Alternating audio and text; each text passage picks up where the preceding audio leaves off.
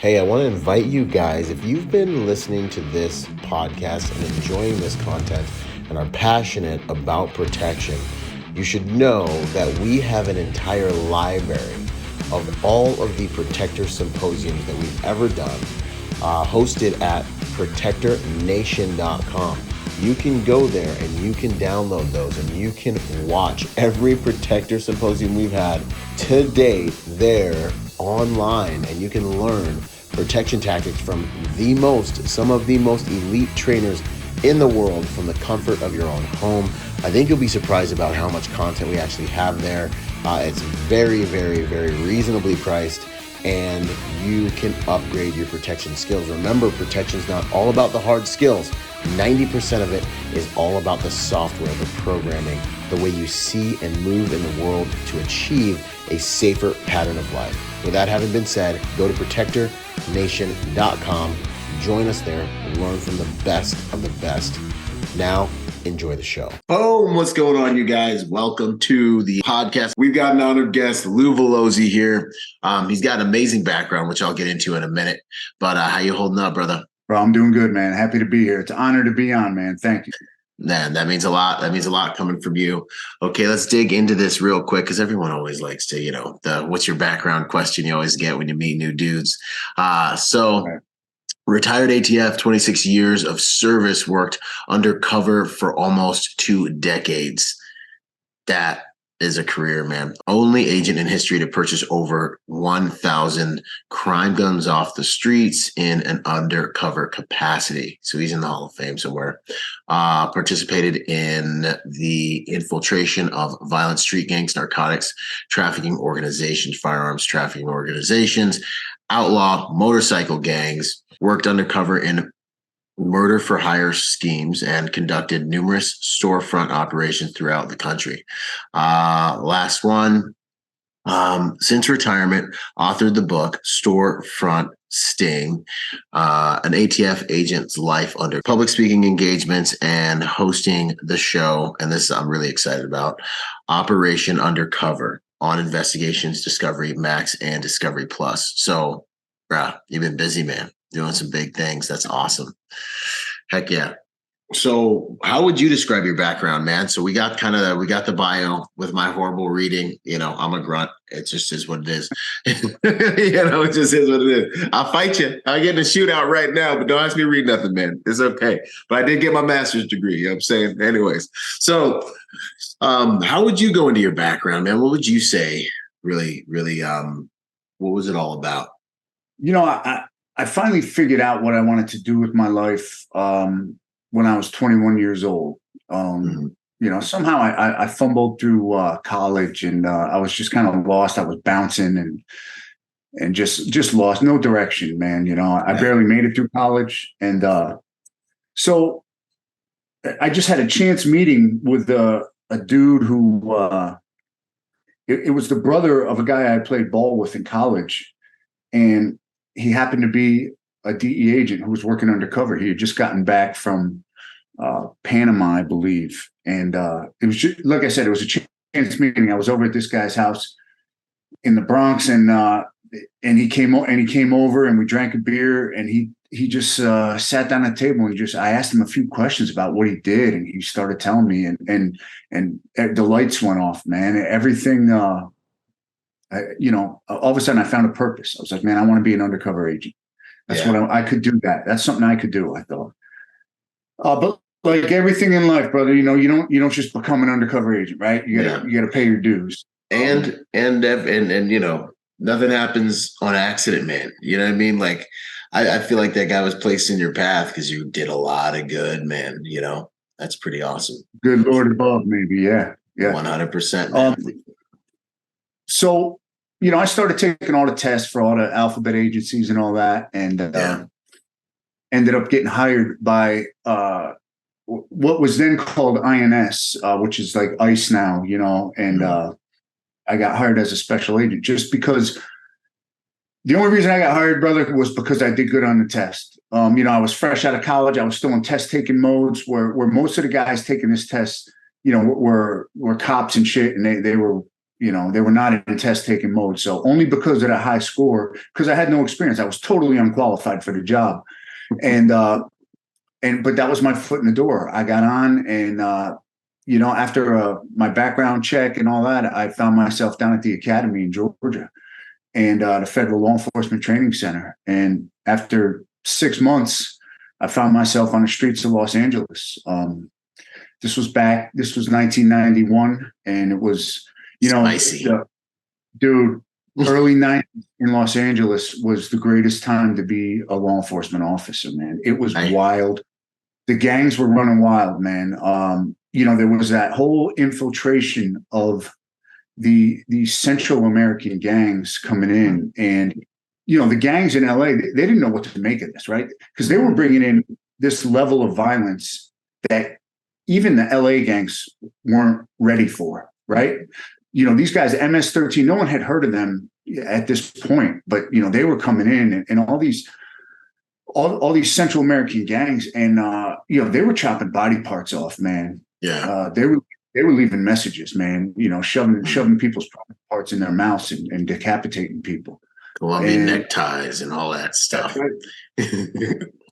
It was just wild, man, and I was hooked from day one. Yeah, so those days was running the streets and kicking doors in and working. I was assigned with LAPD in the Rampart Task Force for a while, and there was no undercover for me to do.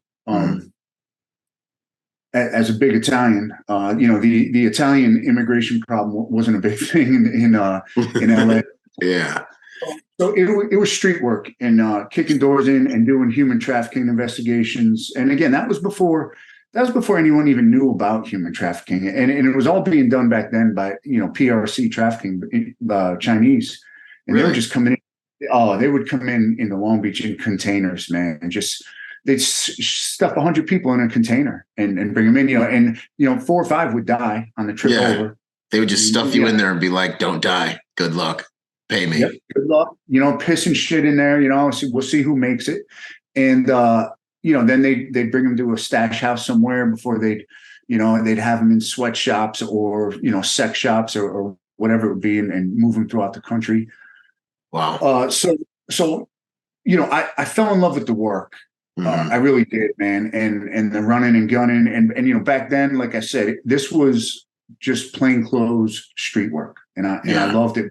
I knew deep down in my heart that I wanted to work undercover, and there wasn't going to be an opportunity for me with that agency. But when I got that Rampart Task Force, I was lucky enough to be working with some ATF agents because they were on there, and brother, they were the cowboys, man. Yeah, I had already kind of been. I had been introduced to them at the academy. I remember when I first got to the academy, and it's a big cafeteria, right? Lunchtime, and you got all the different agencies, and everybody's clicking up, just like in prison. Everybody's clicking up. You sit with your boys. You see everybody's walking through, flexing and stuff.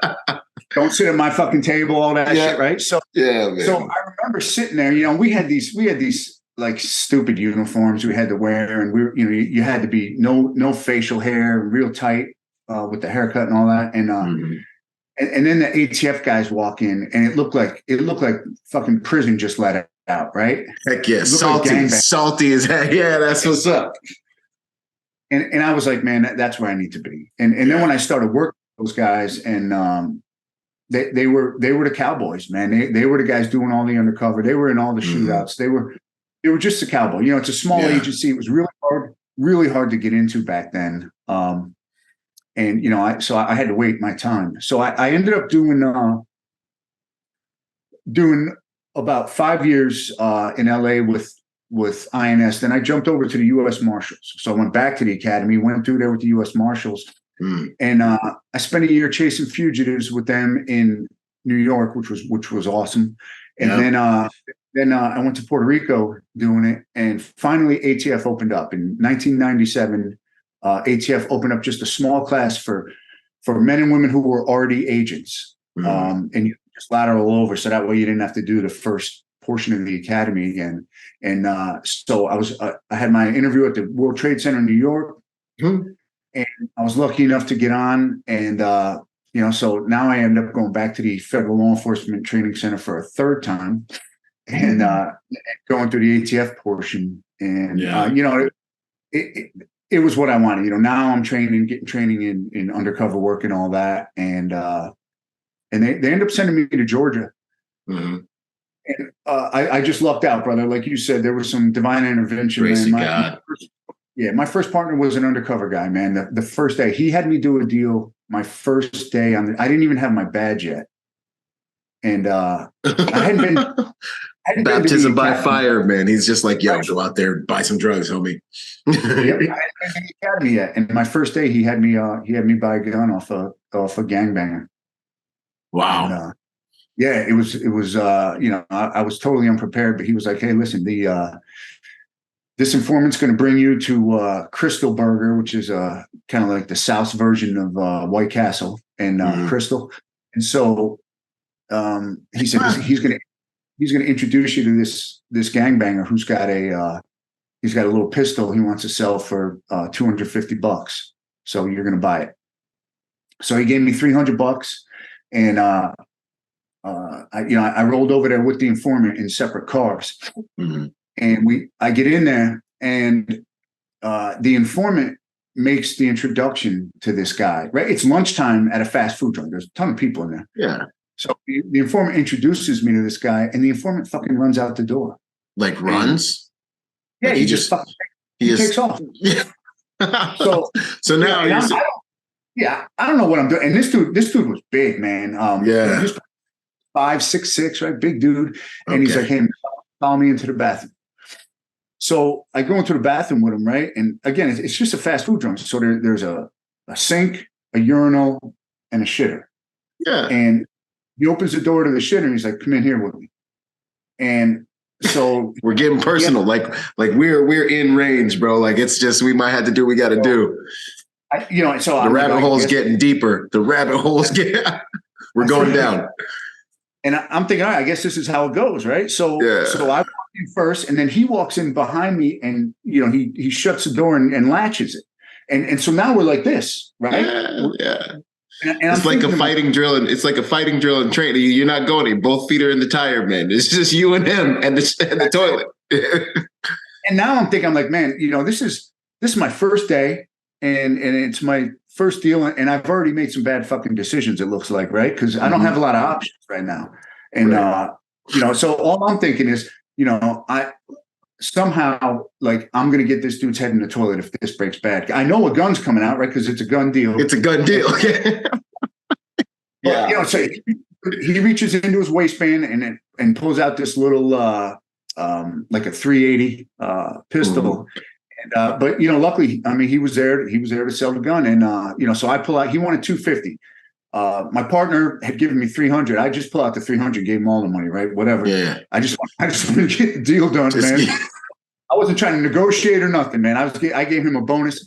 And have a nice day, bro. Break the wrist, walk away, man. Let's get out of here. Yeah. So we walk out into back into like the restaurant area, and bro, I didn't know what the protocol was. Like, are we supposed to break bread? I mean, what do you do now? Dude, I ran out the door just like the fucking informant did. Yeah, 100%. And so I get in my car, this car they had just given me. And, I radio in and I say, hey, man, all's good. Because you never know if they can hear your monitor, right? Because shit goes bad all the time. So I said, hey, man, all's good. I'll meet you back at the spot. And there I was driving back to the meat spot to meet the cover team. And I looked down in the console where I put that gun. And man, that was the greatest feeling of my life.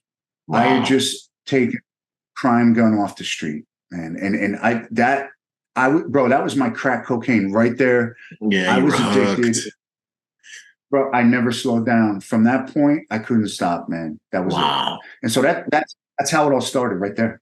I love it, man. That's a good story, bro. I felt that. Man. Going in that stall with that dude, it's like, okay. And you gotta have ice in your veins. Like you just gotta be in character. You gotta know who you are, like you gotta know that, you're willing to do whatever you gotta do to get through the thing. You gotta be thinking the whole time, that's interesting. And those types of characters, I mean, if you're dealing with real predators, like you have, I feel like my experience with real predators is you have to be a predator as well.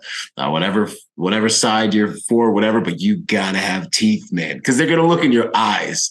And when they look in your eyes, they can't just see a college kid, man. They gotta see that you got something in there. Otherwise, you're gonna get roasted, man. Bro, they're staring deep in your soul because the laws of the street are, if I feel like I can get over on you, I'm gonna get over on you. That's the street, right? If I say, man, I can overtake this fucker right now and take every dime out of his pocket, I'm gonna do it, right? That's how the street works. And that's the base. Those are the rules. The rules are there are no rules. Like that's the way. There's nothing wrong with it. Like that's the game. As far as they're concerned. Jungle, right? That's the jungle. Yeah, man. Yeah. Good stuff, man. I love that. That's a solid opening. What would you say? So another question I always like to ask, man. And real quick before I get into that question, shout out to Sydney, Core Medical. Thanks for connecting us, man. There he is. He's repping the brand right there. Core Medical is the #1 telemedicine provider in the United States. I've joined forces with him. Lou, you've been running with him for a while. And I think the one thing I'd like to say about him real quick is just that there's like a war going on, I feel like, against the biology of especially Americans. You got forever chemicals in your stuff. You got endocrine disruptors. You got all these things in your food. Almost anything that comes out of plastic is disrupting your hormones. There's a lot of dudes, especially military cats and cats that have done this type of stuff that we've done, that are struggling with that and don't realize it. I think it does have huge implications into the suicide rates that we see out there in the game. Men just sitting around being, getting hammered by life and their biology not working. You're dieting, maybe it's not working. You're eating right. You're still not getting what you need. You need to hit up Core Medical, get your blood work done, talk to the doctors, and really figure out how they can help optimize you as a human, man or woman. They're changing lives, man. The stories they have will bring a tear to your eye, honestly. What would you say about them, Lou? Well, first of all, let me start out by saying that Sid Gordon, huge, awesome human. Dude, he's done more for me, like in my retirement, than anyone else in my life. I started out as a patient. My wife. Actually, no, my wife started out as a patient, and when I saw, dude, she went from. I mean, if I told you my wife was 30 years old right now, you wouldn't bat an eye, man. And she's in her 50s, like me. Wow. What it did for her was phenomenal. Now all my family. And almost every ATF agent I'm buddies with is a patient at Core, and then eventually after I saw what it was all about and how it could help you, I became a brand ambassador for Sid just because I believe in it so much. Yeah. After seeing firsthand the results, man. I didn't read about it. I saw it. I experienced it. Yeah. And what a great company. And the last thing I'll say is it just speaks volumes about Sid when you look at what the people around him. First of all, they would all run through the gates of hell for him. 100%. Right? They would all literally gear up and go do whatever needed to be done. And when you see that, when you're a leader and you see that another guy's running a tribe like that, it says everything about that leader's character. You can tell a lot about him, man, by the guys he's around. That's it, brother. For sure. Yeah. Man. 100%. So y'all, there's going to be a link underneath this. If you've been looking at yourself, wondering why you're not getting what you want to get, gains, productivity, mental focus, all that stuff, hit that link, talk to the docs, get some numbers ran through your blood and figure out what the game is, man. Let's get you optimized. Okay. So one of my favorite questions, man. So you're in this game, you're launching your career, you're out on the streets, you're doing the work, but who is the man behind the work? Who's the man, at your core? Who is Lou, man? It's a corny answer, but it's the truth. But it's the truth. Yeah. I took it very seriously that I was working for the taxpayers, for the people of America. I took that very seriously. Like that old fucking saying, a full day's work for a full day's pay, man. I took that seriously. And I did a lot more than a full day's work all the time, because that's how I was wired. And that's who I was while I was doing all that. Because, I can tell you right now, being an undercover agent is a weird thing. It's very, you're kind of set apart from law enforcement. I didn't carry a badge like the majority of my career. Right. Wow. I had, I looked like, a freak most of the time. I had all sorts of different looks going, and so it's you don't interact with a lot of cops. You don't. It's a very very small percentage, probably less than 1% of law enforcement does undercover work, and you don't even consider yourself so much a cop after a while when you're just working undercover. But I never wavered from like who I was and that feeling of I'm doing this for good, man. Like taking right reasons guns off and listen, I'm very pro Second Amendment, but taking crime guns out of the hands of people who are doing bad things, that's good. That's the Lord's work. That's good work. Yep. And I truly believed in it, man. And that, buying dope, I bought a ton of dope. I bought probably more dope than I did guns, but there was no satisfaction in buying dope because, brother, I could go out even in retirement now. By the end of the week, I could buy 20 kilos easily. But bro, am I really making a dent in anything? You're really not. However, one gun, you buy one gun, and when I look at that one gun I bought, say whatever off some outlaw biker or whoever the hell it is.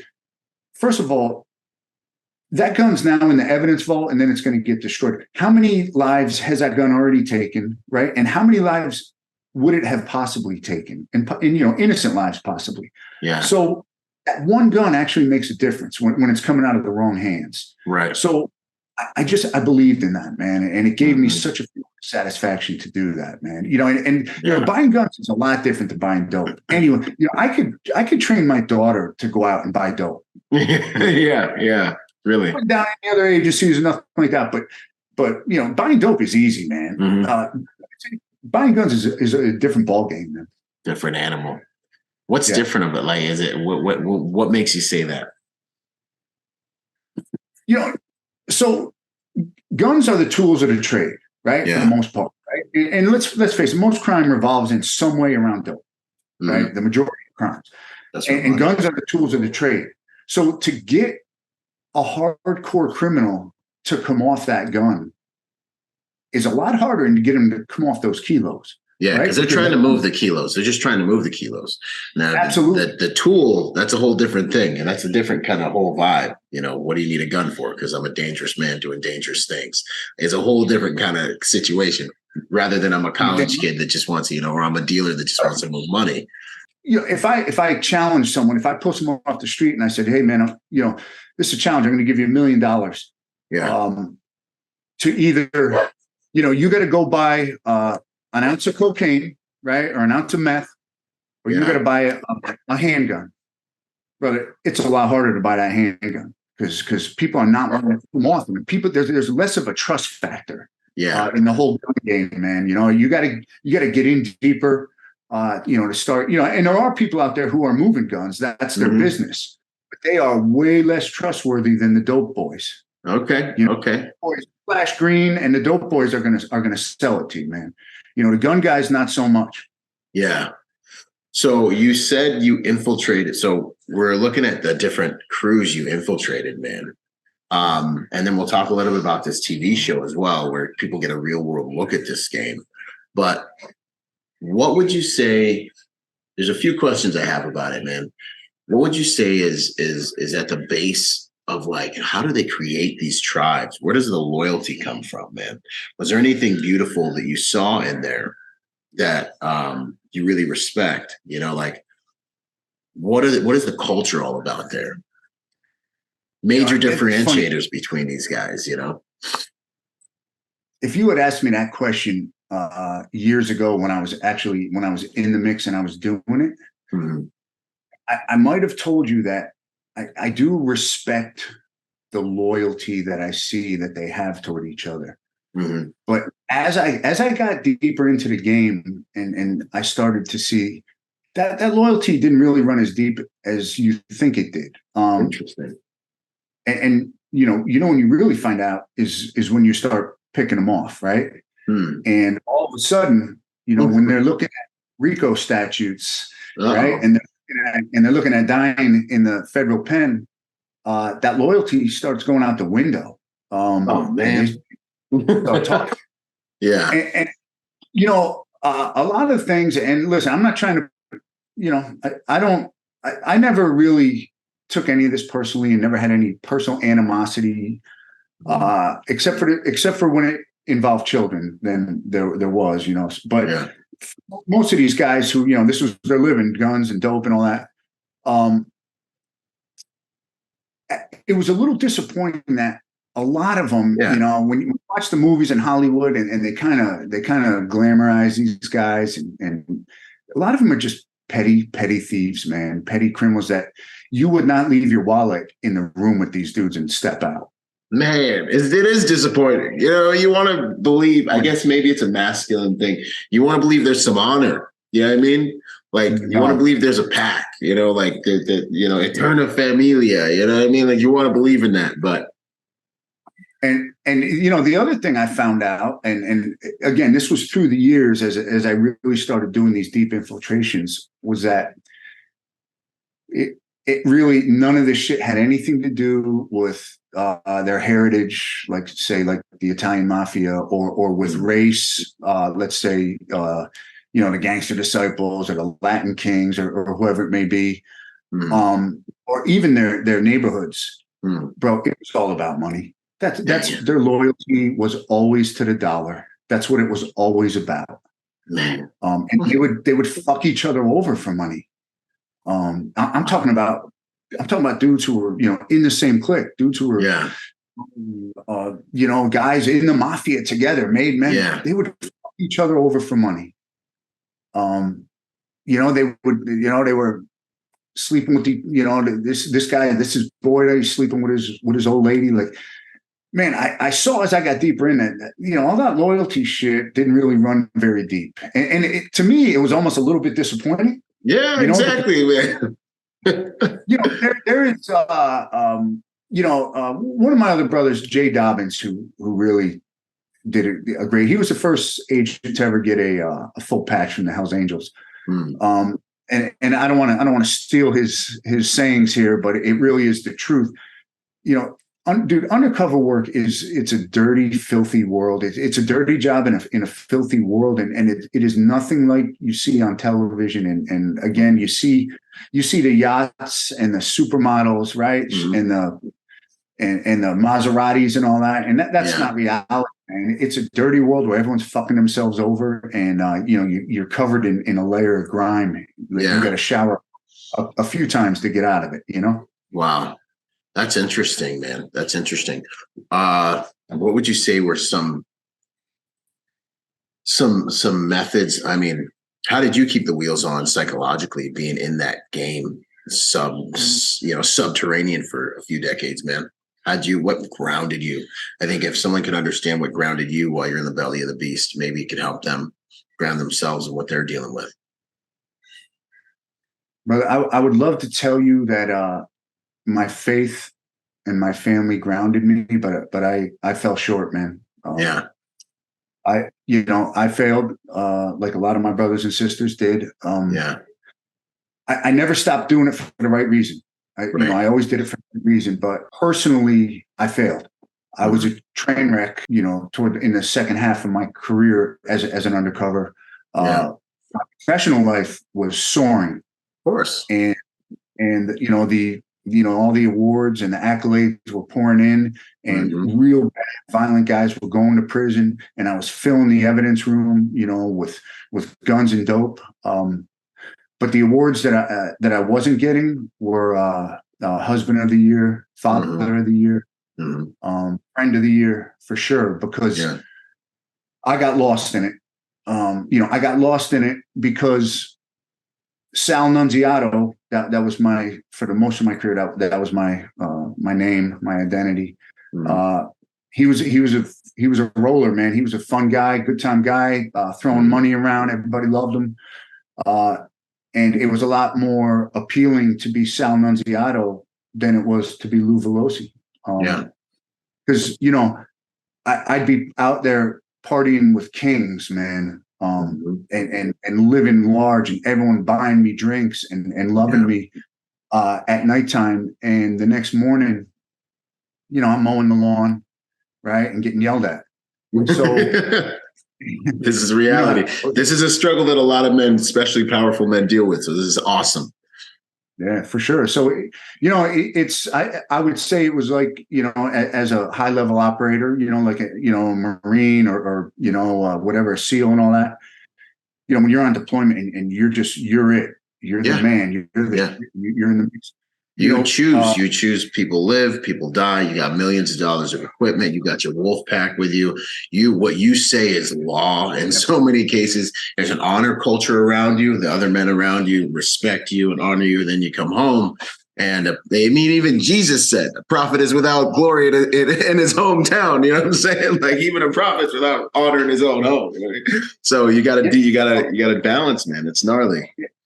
It's so true. Like when you were out there, right? All the support people kind of look up to you, and you have that going. And you know, sometimes get your stripes. We can't help but get a little carried away with ourselves. And we're men, right. And then you know, a few hours later, you know, your wife's saying, "Hey, motherfucker, you ain't mowed the lawn in 3 weeks. It looks like shit. The neighbors are complaining, right?" And so it's so much easier just to slip back into that world and 100%. The other world, right? So 100%. So, you know, I'd love to tell you that, you know, I was grounded by my faith and you know, I was grounded by my family and my boys I grew up with, but I kind of lost all that as I kept getting deeper and deeper into it. And so when that happens, that's the snowball, right? That starts and just gets bigger and bigger, and you know it's going to end badly, right? It's going to end bad, and it did, you know, and you know, I barely crossed the finish line in my career because of that.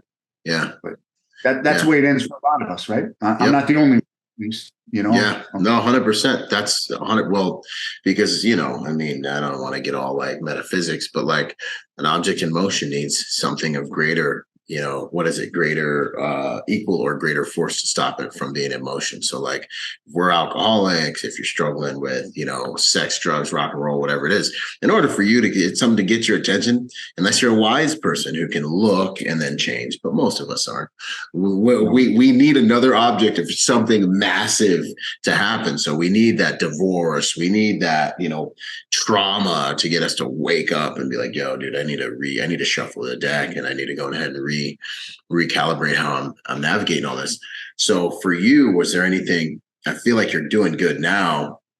Was there anything that helped you repair and heal from the neglect of those different quadrants of your life? I had to crash. I was that. Crashing is love, man. It's like God's way. It's fatherly love, man. Sometimes we got to get wrecked. Well, unfortunately, my crash came in the form of being under investigation. My whole spicy. So yeah, overnight I went from, you know, one of the most hotshot undercover agents in the country to a piece of shit, a leper. Yeah. Who was, you know, all of a sudden now I got my own agency, OIG and FBI investigating me. And you know, things had came out. There was an affair with one of the federal prosecutors, and it came out in a paper. You know, my undercover career was obviously over. My agency was super cool about it. But you know, like the U.S. Attorney's Office and OIG, not so much. Yeah, so didn't know you. I crashed. You know, my wife, I went from being that guy all of a sudden now being worried about my pension, right? My actual job, my freedom, right? What the worst part was, you know, what are my kids going to think if they read this shit in the paper, right? What are they going to be thinking of me? and my marriage, the whole deal. And there I was. I found myself sitting in front of a psychiatrist, right? Yeah. And with my wife, and bro, I'm not going to sugarcoat it. Yeah. I was sitting up there in my room by myself with my Glock in my mouth, trying to find a reason not to do it, because I knew there was no way out. Because I knew these people coming after me were the same people that I knew they always get their man, because I was one of their goons for all these years. Yeah. And so I didn't see a way out, and I ended up sitting in front of a psychiatrist. And my wife turned and looked at me, and she goes, she knew, she could see it in my eyes, and she said, if you do what I think you're going to do, I'm going to make sure that your son knows what a piece of shit you were. And those are some hard words to hear, brother. Yeah. Right? Yeah. So my wife, very strong Latina from Queens, and thank God, she didn't believe in divorce, and she wasn't going to let me off the hook that easy. And I had a big hole to crawl out of, right? And you can't gain trust back through words. You can only gain trust back through actions and time. Yeah. And so, my agency, they knew, they were like, listen, if we went after every ATF agent who, was putting his dick where he shouldn't be, we wouldn't have an agency. Mm-hmm. They were like, we know you didn't really do anything wrong, but we can't help you, because once OIG takes over, we're out of it. So they gave me a safe place to land. They put me at the National Center for Training for Explosives, which I knew nothing about, but they just gave me a nice place in Alabama. They gave me a nice place to land, and while the dust settled. Right. And, sure as shit, they investigated me for over 2 years. You had to sit in it for over 2 years. Listen, as an undercover guy, undercover area is very gray, right? Everything you do is a gray area, Yeah. So, my mind starts playing tricks, because it's the first time in my life that I wasn't in control. And that's why I fell apart. Because, I've always been in control of my own destiny and what's going on around me. I had no control. Yeah. And there was at the mercy. Yeah. And they weren't like, all right, we're going to have a result for you by December. Like, you didn't know. It was just open-ended. And that played with my mind. So it took a while, and finally I was exonerated. There was no findings of any wrongdoing, but I was done. I mean, I was eligible to retire at, after they cleared me and all that. And I had to get back to town and try and, get my family back and all that. So, I retired, and that's when I just, a buddy of mine told me to write a book, and that's when I started turning things around, man. That's awesome, man. Nah, man, I understand at a lot of levels, man. Obviously our experiences are so different, but I think it's really important that people understand, that you went through that, and, the things you said, like trust is re-earned, man. Like, you get fat one bite at a time, and you get lean again one bite at one freaking decision at a time. You get yourself in this stuff one decision at a time. You get yourself out one decision at a time. And the being able to sit with that and work the equation, man, and keep working the equation. I've been in some stuff even lately where I'm just like, Father, I just need my Heavenly Father. It's stronger than me. This can destroy me. That can destroy me. And there's like 3 of these things. I'm staring at them, And for me, the only thing that's gotten me through that stuff is my faith, man. Because I ain't smart enough, bro, and I ain't good enough, and I don't, and I deserve worse. And I just sit there, bro, and I just am like, I thank God that He said He'd be with me, through the valley of the shadow of death, and He's always delivered me. That's all I got. I wish I had some cool guy thing for you guys, some workout drill, or something you could, but that's the only thing that has kept me not dead and not worse. And, man, that's powerful stuff. That's good, man. But I think too. Yeah, our brother Mel. Yeah, Mel. Let's talk a little bit about Mel. Well, our brother Mel Chancey, I think when he said this to me, man, it really resonated. And, obviously, military and law enforcement, now Mel's experiences are far different, right? But the feelings are the same. And he said to me once that, when he was like, under RICO charges and everything was collapsing and all that, like he said, he had to literally pull over on the side of the road and say, God, you got to take the wheel, man, because I can't steer anymore.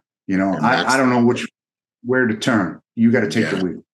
Yeah. Because you, as a strong man, especially, man, we dominate, man. Like, we're juggernauts. Like, in my life, there's just like, I've been like I don't really feel pain if I lock onto something. On the spectrum of psychopathy, all of us types of guys are. And if I lock onto something, I'm going, and I'll take damage to get there, and I don't care. And then they're always, and now I've done it a couple of times. So there always comes a time when, I gotta believe in God, because I didn't got myself into so much. Yeah, I'm just like, I just can't. I just don't have it. And dude, he's been the only one that's never left me, never forsaken me. I've been a leper multiple times, and he's just been sitting there next to me, and I've been like, hey man, like, hey Father, how are we going to do this? And I just thank God for his grace, man. I just want people to understand that that's there for them if they want it. And the other thing too, I think that's really big, especially like with Mel Chancey, if you guys don't know who he is, you got to look him up. You got to follow this guy. The story is it's larger than life. He's got some cool stuff coming down the pipe too. But like, if you're not dead, the story's not over. You know what I'm saying? Like if you are not dead, you are just the hero in the story. And this is the part where you, by the grace of God, got to fix it. And you can, like, you really can. Like, Mel, what did he get sentenced to? I mean, he was sentenced to 20, like high 20s, 27 years, maybe 26 years. Yeah. Yeah, man. I mean, Mel and Chris, I think Sid told me to ask you about Mel and Chris, that whole thing, man. What would you say about that? I mean, the whole story is so unbelievable, but I was there and it's true. So Chriser was my mentor, right? He was my guy, man. He the greatest undercover agent to ever walk the face of this earth. And wow. I was lucky enough to start working with him early in my undercover career. And so I knew about all that. And Chriser, Mel Chancey, make no bones about it, was the most notorious motherfucker in the city of Chicago. He was Al Capone. Notorious. Everyone knew he was on the radar for every law enforcement agency. He was, if you ask any cop, any Fed in Chicago, who's number one, who is America's most wanted in Chicago, it was Mel Chancey. All right. From the Hell's Angels. Dude, Hell's Angels president, the drug dealing, the guns, the violence, all that. So Chriser, who didn't really grow up too far from Mel in the south part in Chicago. He ended up going undercover with a different chapter. He didn't want to try to get undercover with anywhere where Mel was, because there was just too many people in common they might know, right? It was a little too close. So he went, I think it was Rockford. He ended up going undercover with, but through being in a different chapter and all that, he was able to compile enough evidence on Mel to get those RICO statutes. And, as you know, RICO's no joke, right? RICO statutes basically, began because of the mobsters, right? Capone and all them. That's why they started. It was a way for the feds to, racketeering influence corrupt organizations to lump everyone together and to get everyone basically life in prison. Just yank the whole entire thing down. So and because it was applicable to criminal organizations, the biker gangs fell right into it, right? Mm-hmm. So, and during, Mel had gone to prison, state prison for other things, and he got hit with those RICO statutes after he had gotten out of state prison, and so when he finally got hit with those RICO statutes, and ATF, shut the block down and kicked his doors in and took him in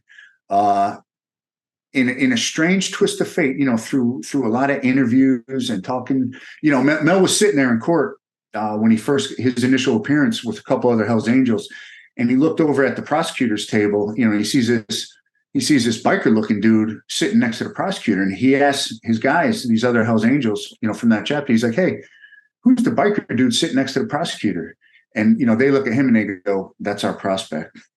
And Mel Mel was like, well, F- on that one right there, And I'm not trying, I don't want to tell Mel's story, but this is how it went. And so Mel knew he was in trouble at that point. He wasn't getting out of this one, right? Yeah, it's too deep. But through, Chris would listen to all his prison calls, and Mel had already, at this point, he had truly found God and begun to change. Mm-hmm. However, the feds don't care if you found God, right? You're going to pay for your past sins. Yeah. But through multiple interviews and listening to all his prison calls, Chris was like, man, this guy's for real. This guy has really changed, man. And they started developing a relationship, right? And I'm going to fast forward this. Chris ended up like kind of looking after Mel's mom while Mel was away, in Fed prison, getting bounced around, and Mel's in the maxes, right? They're not sending Mel Chancey to a minimum security, right? Mel's with, he's the big fish, fucking Pablo Escobar in the maxes, right? So, but they maintained communication throughout, and developed this strange friendship. And when Mel finally, got out of prison, he got an early release. So he gets out, and Chris brought me over to the house, and I meet this guy, and it's every dude I ever grew up with, man. He's a neighborhood guy. He just made poor decisions, right? And took a different road than me and you did. Yeah. Right. And he went down that path, and just like you were really good at what you did in your profession, Mel was really good at what he did, right? Crime. Yeah. And so that's how it shook out. And I realized after spending a couple hours with him, I was like, man, I could have been this guy, right? Yep. You could have been that guy. Yep. And we've maintained that friendship over 15 years now, man. Yeah, that's meaningful, man. I think the big lessons too is just really on that, man. Like, I don't know, we serve, and Mel as well, we serve a God of restoration, man. Restoration is unless if you're still alive, restoration's in the cards, like we came through some dark pipelines, but like, I mean, here we are, Mel's got an awesome brand. He's doing the Lord's work. You've got an awesome brand, kicking off this TV show, wrote a book, all this stuff, doing so much good in the world. I'm still here. By the grace of God, these brands are going, and we're doing amazing things. So, I know, 22 dudes, veterans, are committing suicide, and all these different things are happening on a daily. I want you guys to realize, like, restoration is never out of the cards. Mel got sentenced to like 2 decades, man. You know what I mean? He's done more than a lot of us, and he's got a beautiful life. He glows, when you watch him. Lou's over here changing the world, and we're doing some awesome stuff. So that means a lot, man. Byron, let me tell you what really impresses me about Mel. Mel's probably done. He's in his 50s like me. He's spent about a third of his life in prison, right, between federal and state, in the belly of the beast. Bro, and to have the outlook that he had, that positive outlook he has on life after doing all that time in prison, is so impressive to me, man. Because, bro, I could not imagine. I don't want to do one night in jail, bro. Right? This dude has spent much of his life behind bars in a cell. And, he was in solitary, like at those supermaxes, man, you don't see people, right? You don't even see God, bro. Right? Locked down. Yeah. So it really is impressive. That's how you know for real that he knows God, to have the outlook that he has after doing all that time, man. Impressive. It's 100% impressive. And sometimes the path leads you to solitary. Like sometimes God will separate you from everybody so he can get a hold of you, get your attention, and you guys can get to work. Powerful stuff. Man, I don't know about you, bro, but I can tell you that, like that feeling of being alone, that's a tough one, man. I'd rather be surrounded by scumbags, at least, but someone who's breathing than just that solitary being alone is tough, man. Well, the being alone and not having not honor, no honor, the comp, when you're a leper, when whatever happens in your life or your career or whatever happens, being alone and losing your honor, that little combo, man, when everyone's looking at you like you're the bad guy and you're like, and you're, that combo is nasty, bro. It's spicy, man. Yep. You said something interesting earlier. You said that even at those points, you said God never left you, right? He never left you. And that's funny because I have now, I've had some limited success, right, with the book and the TV show and everything. And it's funny, I have like people coming out of the woodworks that I knew years ago, government agents and all this, and they're like, brother, you're killing it, you're doing so good. Let me tell you something, bro. When I was under investigation, my phone never rang. Nobody knew me back then, bro. Yeah. Yeah, except for my core, except for that, I wasn't hearing from all these people back then with words of encouragement. Yep, 100%. He's the only one, man. My parents go this way. That anybody and everybody. The only person I've ever had with me when I'm butt naked by myself is just Heavenly Father, dude. That's dang it. That's it. No matter what they think of me, man. That's good stuff. So let's get into this TV real quick, and then we'll get into some closing questions. The show you guys got, man. What's this thing about, man? What's going down? And it's already out, right? Like we can go watch it. You can go watch it tonight. But you can. So if you have Max, on HBO Max, you can watch it at any time. Operation Undercover, it's called. If you have Discovery Plus, you can watch it anytime. Awesome. It's showing right now on Investigation Discovery. It's actually playing tomorrow, Saturday morning at 8 a.m. for all you early risers. But the best way to do it is just go on Max and just order it up. So it's a show where I love it because it's not about me. I'm the host. I go around featuring these crazy undercover stings that different law enforcement agencies are doing around the country. And it's not just it's stings. It could be prostitution stings, sex trafficking, dope, guns, anything where they're doing these undercover sting operations just to keep the community safe. And I get in there, they're giving me access to get in there. And we're not doing recreations, with these videos. These are real undercover videos we're showing, and we're talking to the undercovers, we're talking to their bosses, and we're putting it out there. And it's very different from the usual cop show. Yeah. Again, there's no recreation, man. This is real undercover work, and we're putting it right on the screen. And I'm asking these guys questions like, what was your mindset right here, right? How the way you reacted to that. Tell me why you did that. And it's really cool, brother. Really That's gnarly. So it gives you it really gives you a lens into both sides of it, into like the criminal operation. You can study what's going on around you in this world, but then also into the law enforcement side of it, man. If some of you guys are looking to get into that or excited by that, one of the struggles that me and my wife have is like, what can we watch at nighttime that's not just like straight up garbage? You know what I mean? Like it's just straight up just garbage. Like, you know what I mean? So we're always looking for good shows, man. This is gonna be awesome. I just texted to the name to mine, so we're gonna check it out tonight and get in on that, man. I'm proud of you, brother. Real quick, a few more closing questions. What do you think was the hardest lesson you learned out there in the game doing this type of work? The hardest thing to stomach, the hardest lesson? Or maybe something that brought you close that, was a hard lesson that almost kills you or something. Well, no, it was the hardest lesson was the constant betrayal that I had to do to other people, right? Because these people they're still God's creatures. They're still humans. And if you don't feel that sense of betrayal and that doesn't affect you, I don't think you should be doing this job. Because you're not a good person. No.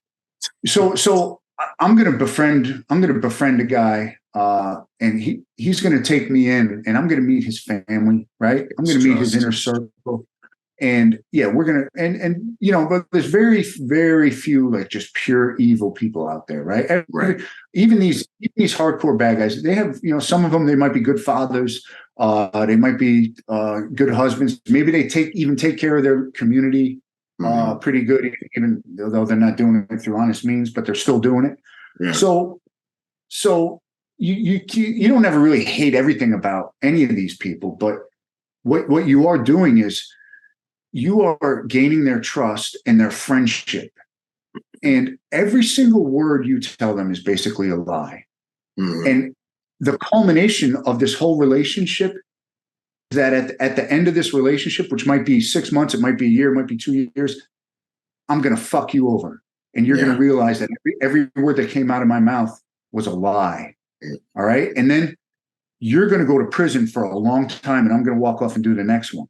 And so the betrayal for me was, it's just constant, right? You fuck over this guy, and now you're on to the next case, and you're going to fuck over these guys.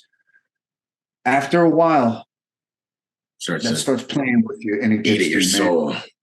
And you start doubting yourself, right? And, hey, man, am I a piece of shit, like, for doing this, right?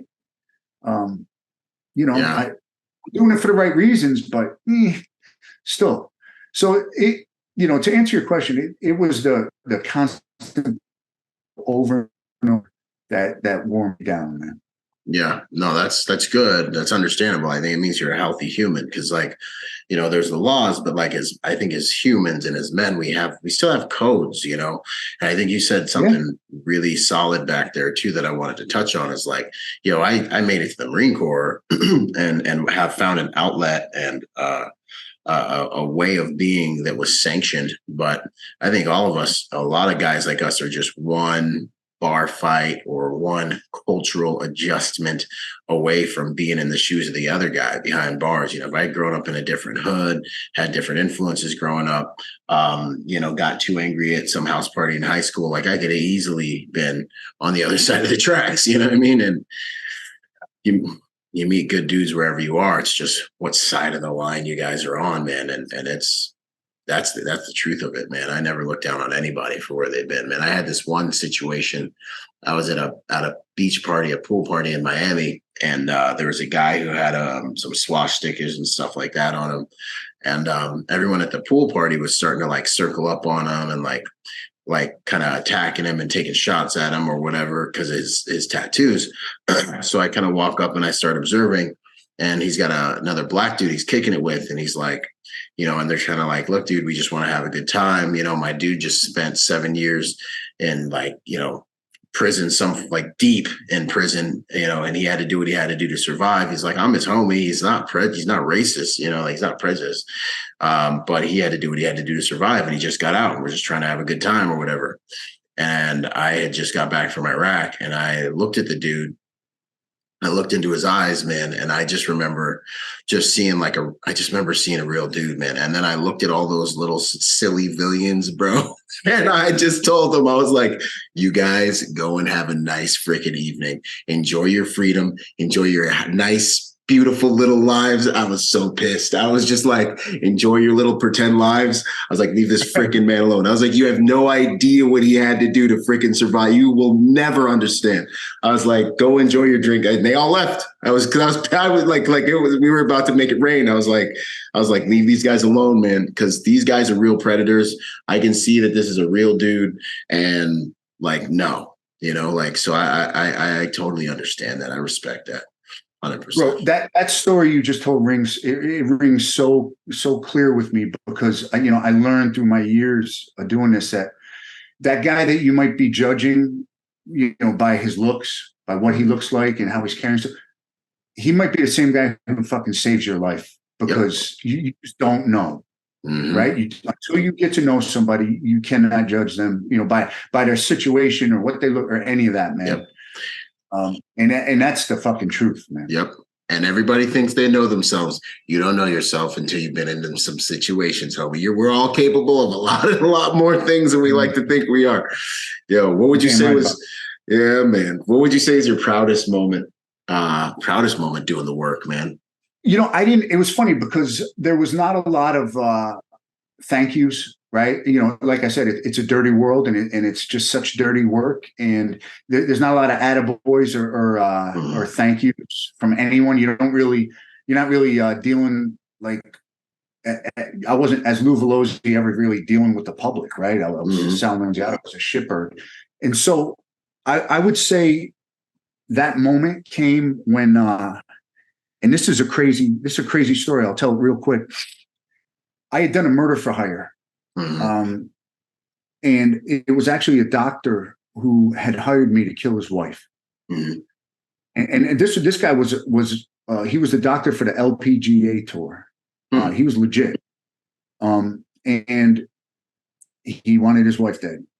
And so without getting too deep into it, you know, he hired me as a hitman, and I was able to, I even got him to supply me with the gun to do it. And, you know, it was a real tight case. It actually made case law. It went all the way up to the Supreme Court, case law in that they found that when he was calling me, we were both in the same state. I was in a city in Georgia. He was in a city in South Georgia. And when he would call me, it would bounce off a tower in Jacksonville, then back up to my phone, and there was our federal nexus to charge him federally with murder for hire, right? Which sounds kind of cheap, but it worked, and they appealed that, but it made case law. So anyway, this lady had a daughter. When I met the daughter, because we had to pull her in before we finished, because we started to get worried maybe he was hiring, maybe he had a backup plan, and so we pulled her in, and she brought a daughter. So I met this little girl, and again, there was tears and the whole deal.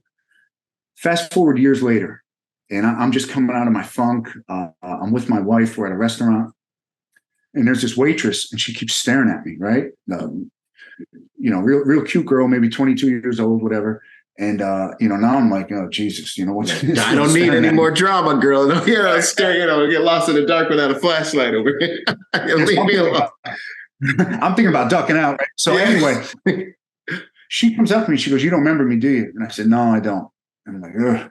And she goes, "You saved my mother's life. You know, I'm so daughter, and you know, you were my stepfather had hired you to kill her, and that was the daughter." And she started crying and hugged me, and you know, that to me, because I never really got to I never got to interface with any of the victims of these crimes, and that was really the only time I ever did. And you know, to have her crying and hugging me and thanking me, that was the most powerful moment, you know, in my career. Wow. Yeah, that's beautiful, man. When you get to see the fruit of all the work, I think it's really easy. Yeah. For us, like, you know, when you get to see the fruit of it, because we just get hammering, we get on task and we just get hammering. But then when you get to see the humanity of it reminds you of what you're doing and the impact of it, that's meaningful. That's huge, man. Let's see here. Any thoughts to people that, you know, any safety considerations to modern people that, you know, you think that could help them keep themselves and their families safe? Or is organized crime kind of its own kind of little world? If you stay out of it, you kind of stay out of trouble. Or is there anything you see people doing now or that they should or shouldn't do that could keep themselves safe?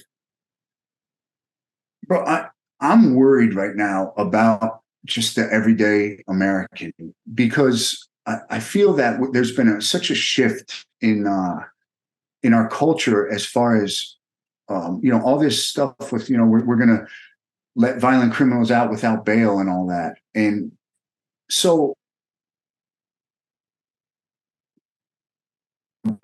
when I was really in the mix doing this, as far as like the really violent organizations, the mafias, the bikers, the cartels, you know, the big street gangs, you know, we couldn't stop it, but we kept them looking over their shoulder, right? They were always looking over their shoulders because they knew we were out there. They knew we were doing the work. So they didn't know if that new guy they were meeting, they you know, they'd be very, oh man, could this be a Fed, right? They were looking over their shoulders. But recently, man, you know, the police departments, government agencies, they've kind of stopped doing the work. This work that I was doing, they've kind of, and you know, all this, they're letting all the violent criminals out, you know, without bail and all that. These guys, they're not looking over their shoulders anymore. So, you know, I truly believe that because of that, and because people don't realize how deep the cartels are ingrained in our society now. I mean, they're here, brother. They're not Mexico. They're here. Deep. Been here. Deep. Yeah, generations have been here at this point. Yes. And they're willing. You know, they come from a different place than we do. Yep. They are willing to do violent things. They don't care about cops. They don't care about the laws. So, in my opinion, the people, you're a fool if you are not training, right? If you are not taking courses, it all goes back to training. Yep. You're a fool if you're not doing that. If you don't know how to, if you're not proficient with a handgun, if you're not proficient with a long gun, if you can't use your hands, right? If you can't if you don't know how to grapple, if you don't have that basic situational awareness and your head's not on a swivel, while you're with your wife and your kids, you're a fool these days because times have changed. Yep. And you can no longer rely on the police. You can no longer rely on the federal government. Yep. To keep you, man. Yep. There's been a cultural shift in America, and that cultural shift has allowed these cartels and these criminal organizations, to get deeply ingrained here. And man, we got to protect ourselves now, brother. 100%. Nah, you said it perfect, man. That is literally why I started rolling out. I mean, I went to another course and they're saying, look, bro, our homegrown gangs are getting wrecked and they're getting replaced by guerrillas from third world countries that are coming up here, by more organized organizations. I mean, Americans are getting soft. Their gangs are losing. They're like, we actually like the homegrown gangs, man, because they're just way less, they're easier to deal with than these other combatants. And that is literally why I've started that Civilian Protector Project, because it's like, look, like what just happened in Israel, like a blitz terrorist attack out here where everyone's just staring at their phones and is raised with participation trophies. Man, we're a soft target. If I can get people the skills to understand the psychology of being a protector, how to move, how to look at things, how to set up your home, how to situate yourself while you're out in society so that you can be so you can be left of bang, you can be ahead of the game if something happens. And if I can get people those hard skills, medical, huge, you have the highest probability of using your medical. I mean, you get in a car accident today, you're going to have to stop some bleeding and deal with some trauma. Medical, driving, shooting, actually risk assessments, like looking at your home and like, what do I need here? Like, how can I make myself a harder target? My family, myself, my house, my car, a harder target. What second line gear should I have, with me if I do have to like really, okay, yeah, maybe there is an insurgency. Like what we're talking about really is an insurgency. Like the enemy is here. They're mixed in with us. They're not going to put on uniforms and run around the streets. Like and our borders, the last number I heard talking, to the boys down at the border, I mean, it's really closer to like 10 million 10 million that they know of that have come into the country. So that's that they know of, and everyone on every list up and down that we've been terrorist organization, all of them, they've just been let in. It's like demolition to America what this administration's been doing. And so, yeah, you are it, and first responders, I mean, God bless them, but they're not here to secure you. They're here to enforce laws. There's a big old difference, bro. They come in, enforce the law, but who's securing you and your family? That's you. You're just not a realistic thinker. Bro. They're all handcuffed now. They don't want to act. They're scared to act, and they're not getting quality training. And here's the big difference is the way I look at what's here now as opposed to what used to be here. So your average, like, I don't know, 17 or 18-year-old American punk who's got this little handgun that he really doesn't know what to do with, or what end the bullet comes out. Yeah. I'm not saying he's not dangerous, because he is willing to pull the trigger. And but he's probably not getting me or you. Okay. Right. Yeah. Because he is not trained. However, what we're facing now, what has come up, these guys, they're coming from the mountains of El Salvador, and they're trained. They're guerrilla fighters, man. And they've been fighting since they were like 7, bro. They've been holding an AK from before the 10th birthday. And they're here, man. And now that's what that's what you have to protect yourself and your family from, because the governments can't do it for us anymore. They're not going to do it for us. Right. And it's on us. Yeah, 100%, man. I couldn't agree more, man. That's good. That's awesome. Now let's see here. So final questions, man. One habit you think protectors should look at that make them better people or a better protector, just a habit you'd like people to look at. Brother, that's an easy one for me. Training. Yeah. You are only as good as you are trained. Yeah. And it is. And that's in everything. That's every aspect. Like when, and here's the way I always looked at it. I had this great boss, the best boss I ever had. His name was George Belsky. Mm-hmm. And he was not popular with some of the agents, but with those of us who were here, we loved him. Yeah. His first day, he came in the office and he called us all in on a meeting. Now he's a former military guy like you. and he sat us all down. He looked at us, and this is what he said. He said, it was the greatest thing I've ever heard. He goes, "This is the mindset that I expect from each and every one of you. When you walk into a room, any room, I want you to think, how can I kill every person in this room that is not me? Whether or not you're infiltrating a biker gang and you're walking into their clubhouse for the first time, or whether you're going to the in-laws for Thanksgiving dinner. I want the same mindset. When you walk in that room, how do I kill every motherfucker in this room who isn't me?" And when he said that, I sat up in my chair and I was like, "This is my guy. Yep. This is my guy." Yeah. Now there was some other agents who they weren't down with that mindset. They didn't have that engine. Yeah. No. And so, but to have that mindset is useless unless you have the ability to carry it out.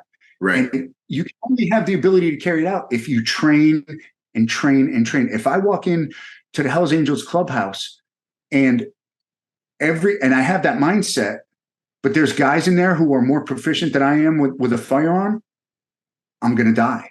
If there's guys in there who are better with their hands than me, or they're better on the ground, or they're all deadlifting 750 and I can't pull my body weight off the floor, I'm going to die. So you got to have that mindset, but you have to have the training to back it up, because the mindset's useless without the ability to execute it. And that only comes from training, and not training 20 years ago. Yes. Right? Yes. Yeah. Don't fall into the once upon a time guy. A lot of us have done some amazing things, bro. Iraq was like 20. I mean, Iraq was over a decade ago, bro. You know what I mean? Like, I get guys come out to our indocs for details sometimes, prior to this, that, and the next thing. And I'm like, I love you for what you did. But like, yo, I got this silly villain over here who's been like following Mike Glover and training, I'm like, well, I go to the range a couple times a week and I try to go to jujitsu a couple times a week. And like, yeah, he wasn't in the sandbox, but right now, he's wrecking your face on these drills. You know what I'm saying? So he's literally more dangerous. You know what I mean? He might not have the engine, but he's got the training, man. So it's the truth, bro. God bless him. Yeah. No, that's a good one. I love it. And you'll learn so much about yourself if you're training, man. You become a better person trying to cultivate that. And then the final question I like to hit, man, is at the end of the day, bro, Lou Valoze, man, what's it all for? What's it all for? How would you like to be remembered? I would love to be remembered by the people that I care about. Like the people I don't know, however they remember me, it doesn't matter. God bless them. Yeah. Right. The people that I know and that I love, I just want them to remember me as somebody who at least, I fell short. I'm a sinner, but I made a change, right? I did a little more good than I did bad, right? I hope, when I go up, and I'm at the pearly gates and and they're making their decision, I really hope that I'm 51 good, maybe, and 49 bad. I did a little more good than I did bad, right? I got these guns off the street. I locked up some really violent, some really evil people who had bad intentions.